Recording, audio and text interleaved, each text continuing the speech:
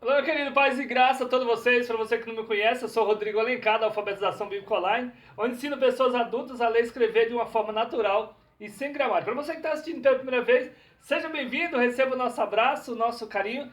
E desde já eu quero pedir você para nos ajudar também, curtindo, comentando, compartilhando, se inscreva no nosso canal e você ficará por dentro de todo o nosso conteúdo. Essa lição, essa revista é do segundo trimestre, nós estamos agora em 2020 e o título dessa lição é a Igreja Eleita, Redimida pelo Sangue de Cristo e selada com o Espírito Santo da promessa.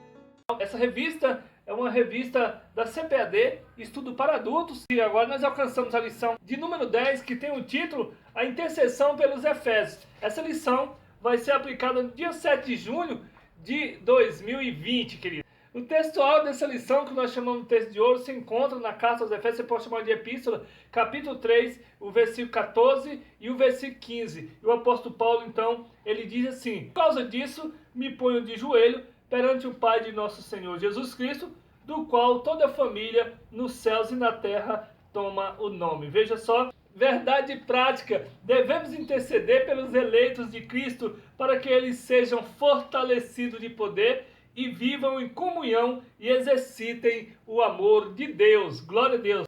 Versículo-chave para a leitura bíblica em classe se encontra na carta aos Efésios, capítulo 3, o versículo 14 até o versículo 21. Nós não vamos estar lendo para que o vídeo não fique muito cansativo, muito longo, mas você pode estar lendo na sua sala de aula aí, né, com seus alunos. Que o Senhor Deus venha os abençoar, trazendo graça, sabedoria, entendimento em nome de Jesus. Glória a Deus. Aqui o objetivo geral dessa lição, diz aqui o comentarista, é aprender a eficácia da oração no fortalecimento, amém? Restauração e crescimento espiritual da Igreja de Cristo. Os objetivos específicos são 3. Aqui o primeiro tópico diz aqui, refletir acerca dos propósitos da oração do apóstolo Paulo no poder do Espírito. Segundo tópico, destacar a necessidade da igreja estar arraigada e fundada no amor de Deus. Terceiro tópico, conscientizar que Deus é capaz de fazer muito mais além do que pedimos. Amém, queridos? Então, no ponto central, o comentarista diz que nós temos o dever de interceder um pelos outros em amor. Na introdução, o comentarista ele diz assim: após revelar o mistério oculto e todas as dádivas, o apóstolo Paulo passa a orar em favor da Igreja de Cristo. Veja só, querido, na intercessão paulina, aprendemos que Deus pode fazer tudo além do que pedimos ou pensamos, sendo Ele o único que é digno em ser glorificado. E aqui ele diz aqui, refletir sobre a oração intercessora do apóstolo é o tema desta lição. Primeiro tópico, corroborados com o poder do Espírito. Veja só aqui, e ele diz, o apóstolo inicia sua oração ao Senhor com um pedido duplo, quer dizer, pedindo duas coisas, né? O poder do Espírito no homem interior, essa é um, e a presença de Cristo nos corações do crente. Então, né, ele deixa aqui esses dois pedidos intercessores aqui, né, ao Senhor Deus. Primeiro subtópico, as riquezas da sua glória. Diz aqui, Paulo apresenta sua oração confiando nas riquezas de sua glória de Deus, né? Então Paulo, ele tem essa confiança, essa fé, e que ele pode fazer muito além daquilo que pedimos ou pensamos. Veja só, o apóstolo já havia declarado que Deus é o Pai da glória. Então, Deus é o Pai da glória, cheio de abundante riqueza da sua graça. Ele é dono de todas as coisas, tanto os espirituais como materiais. O que significa que ele é possuidor de todas as glórias e despenseiros de ricas e ilimitadas bênçãos. Em razão disso, Paulo pede para que a igreja seja fortalecida com poder, que seja habitada por Cristo, que compreenda o amor divino e tenha pleno desenvolvimento espiritual. Efésios capítulo 3, versículo 16 ao versículo 19, segundo o subtópico, fortalecidos com o poder. É isso que o apóstolo Paulo intercede e ora, né, pedindo ao Senhor para fortalecer a igreja com poder. E ele diz aqui, o primeiro pedido do apóstolo é para que a igreja seja corroborada, né, com poder pelo Espírito no homem interior, que vem habitar, né, fazer morada no homem interior. Efésios capítulo 3, versículo 16, essa petição não quer dizer que a igreja em Éfeso não tivesse o Espírito de Deus. Essa petição não quer dizer que a igreja em Éfeso não tivesse o Espírito de Deus. Quer dizer, ele não está aqui falando que a igreja de Éfeso não tinha poder de Deus. Não, ele queria que permanecesse, que o Espírito, né, viesse estar dentro do coração do homem, fazendo morada. Mas que ela fosse continuamente revigorada com poder e, consequentemente, em seu fortalecimento diário. 1 Coríntios, capítulo 16, e o versículo 13. Amém, queridos? E ele diz aqui, ainda enfatiza que a única força que habilita o crente a se manter firme devém do Espírito Santo de Deus. Amém, queridos? O fortalecimento do crente ele está, né, com a palavra de Deus. Evangelho de São João, capítulo 14, versículo 16 e 17. Né, como diz, quanto mais oração, mais poder, né, que atua no homem interior e capacita o crente a perseverar e manter-se afastado do pecado e compreender as coisas espirituais. 1 Coríntios, capítulo 2, e o versículo 12 ao 16. Então, queridos, para que o Espírito venha fazer morada, né, e que, né, nós venhamos estar sempre afastado do pecado, né? Quanto mais nós estamos presentes, né, com a palavra do Senhor, né, está lendo, buscando, orando, então a gente está afastado mais, né, da corrupção, né, do pecado, das vaidades do mundo. Amém, queridos? Terceiro subtópico, habitados por Cristo. Isso é maravilhoso, queridos, poder, né, ser a morada de Cristo, ser a morada de Deus. Então, mas como é que Cristo, que Jesus vai entrar dentro do homem? Queridos, nós temos que entender que isso é pela fé, né? E Jesus, aqui, Cristo, é a palavra de Deus. Ela entra por onde? Pelo o ouvido, né? A Bíblia diz que a fé vem pelo ouvir e ouvir a palavra de Deus. Então nós temos que estar cheios da palavra de Deus. E ele diz que o apóstolo também orou para que Cristo habitasse pela fé nos corações dos santos. Efésios capítulo 3 e o versículo 17. Então veja só, o que também não significa dizer que Cristo não estivesse presente na igreja em Éfeso. Ele estava ali presente. Ele quer que continuamos, né, com essa graça, né, cheio da palavra de Deus. No versículo em questão, o verbo grego, que tem aqui o nome, katoiakai, significa habitação permanente, que é isso que Paulo quer, né, que seja permanente essa morada de Cristo no nosso coração. Em oposição, né, à habitação temporária. Quer dizer, ele aqui está falando que quer que Cristo, né, pedindo para que Cristo viesse permanecer com nós, no nosso coração. Isso indica que a oração apostólica era para que Cristo habitasse continuamente na vida da igreja. Amém, queridos? Assim, o ensino apostólico ratifica que sem Cristo a igreja não pode subsistir às forças do mal. Mateus capítulo 16 e o versículo 18. Então nós vemos aqui, para isso que o apóstolo Paulo intercedia, né, e pedia, né, e que nós pedimos também para que Deus venha estar sempre na igreja, para que venhamos estar sempre cheios do poder da graça de Deus. Amém, queridos? Para nós resistir nos dias maus. Síntese do tópico 1, o resumo do tópico 1, olha só, o poder e a esperança de Cristo capacitam os salvos a prosseguires, glória a Deus, vitoriosos na gloriosa jornada cristã. Então, a presença do poder de Deus, né, na nossa vida, né, faz com que nós prosseguimos, né, para essa jornada cristã vitoriosa. Amém, queridos? Segundo tópico, arraigados e fundados em amor. Então, o amor, essa é a mensagem central, né, do Evangelho de Cristo.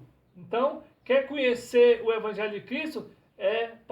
Conhecendo o amor de Deus, né? Um dos propósitos da oração de Paulo foi para que a igreja intercedesse e exercitasse o amor de Deus. Amém, queridos? Primeiro subtópico, amor, a virtude cristã. E ele diz aqui, nas Escrituras, o amor é o atributo divino. Veja só, aquele que não ama não conhece Deus, porque Deus é amor. 1 João, capítulo 4 e o versículo 8. E ele continua: foi por amor que Cristo entregou para resgate da humanidade. Então, o amor de Deus, ele resume toda a lei ali, né, e os profetas. Mateus capítulo 22, versículo 40. O sinal dos discípulos de Cristo é o amor, né? João capítulo 13, versículo 35. A prova de filiação com Deus. Primeiro a João capítulo 4 e o versículo 7.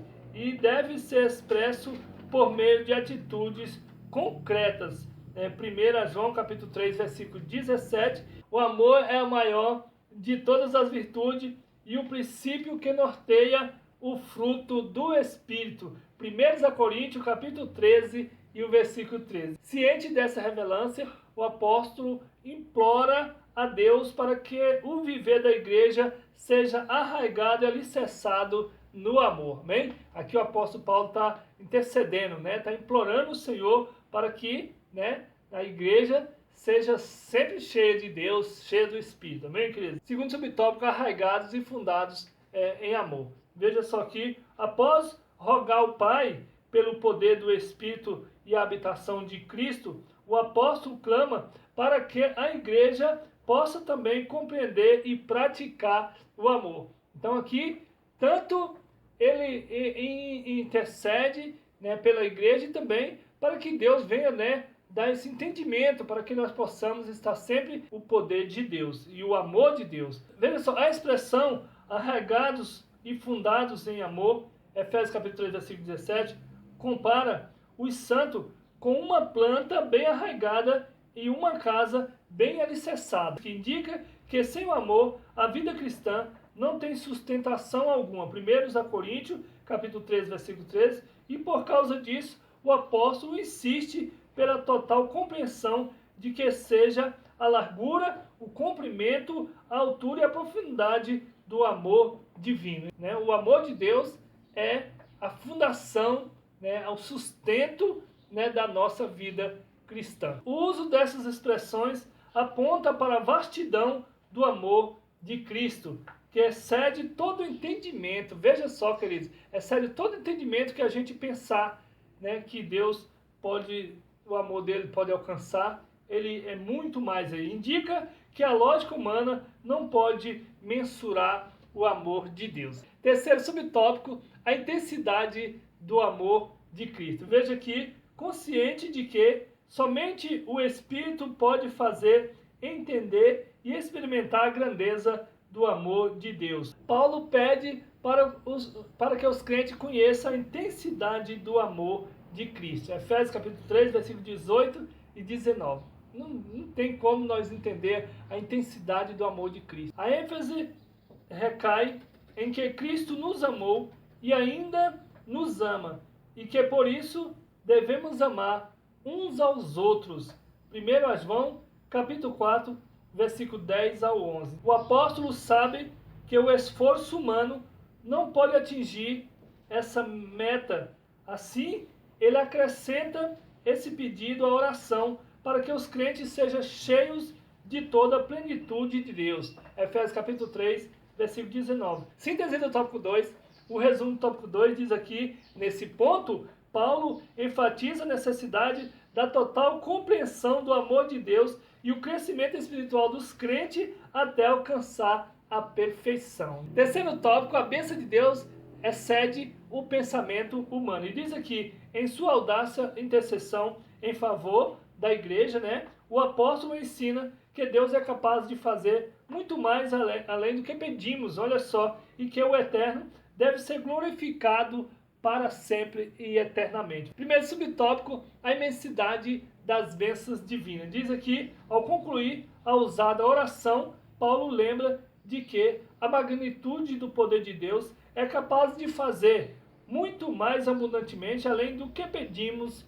ou pensamos. Efésios capítulo 3, e o versículo 20, ele diz aqui, isso indica que o que Deus pode fazer ultrapassa em muito nossos melhores anseios e desejos. Quer dizer que a mente humana é incapaz de alcançar a dimensão das bênçãos divinas, é incapaz de alcançar as dimensões da bênção divina. Amém. Nesse sentido, Paulo declara que as coisas que sequer subiram ao coração do homem são as que Deus preparou para os que ama. 1 Coríntios capítulo 2, versículo 9, e ele diz aqui, essa instrução mostra que os pensamentos do Senhor são muito mais altos do que os nossos pensamentos. Isaías 55 e o versículo 9. Desse modo, o poder divino que age na vida do crente e suas bênçãos disponíveis são impossíveis de dimensionar. Segundo subtópico, convite para adoração. Veja só, Paulo encerra esse capítulo com um convite de adoração a Deus, cuja glória é devida na igreja de Jesus Cristo em todas as gerações. E ele diz aqui, a conclusão paulina não poderia ter sido diferente. Olha só, nos versículos anteriores, ele discorreu acerca da boa nova do mistério revelado. E ele continua das muitíssimas riquezas de Cristo conferidas à igreja, da grandeza do poder de Deus e da infinitude do amor e de todas as bênçãos divinas que excedem a compreensão humana. Efésios capítulo 3, versículo 19, versículo 20. Além dessas e das demais bênçãos, a única coisa a ser acrescentada era o louvor ao Senhor Deus, detentor de tamanhas dádivas. Terceiro subtópico, a glória devida a Deus. E ele diz aqui, finalmente,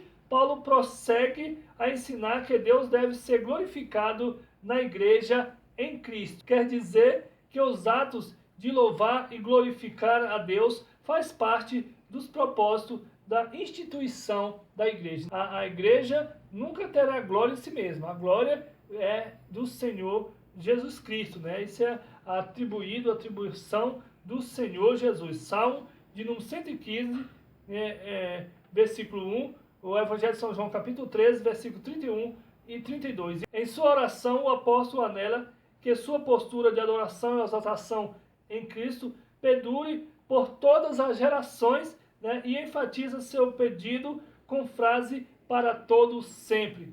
Glória a Deus. Efésios capítulo 3, versículo 21, o que significa que deve ser praticado por todos os crentes. Então, essa adoração, esse louvor, é o amor de Cristo, né? Ser por todos os sempre, por todas as gerações, né? Por todos os crentes. Nós sabemos que aqui na terra nos acompanha a fé, a esperança e o amor, esses três. Mas o amor, ele continua lá no céu. Amém, queridos? A esperança e a fé, elas, né, vão terminar por aqui. Porque quando nós chegar lá, nós já vamos concluir, né, o que nós estamos buscando. Né? Não precisa mais de esperança lá. Lá não precisa mais de fé. Porque nós vamos estar vivendo, ali já é o amor. Que nós buscamos essa fé, essa esperança de ter esse amor completo de Deus no nosso coração. Síntese do tópico 3, o resumo do tópico 3, veja só, as bênçãos espirituais são ilimitadas e estão disponíveis ao cristão. Olha só que bênção, e somente o nome de Deus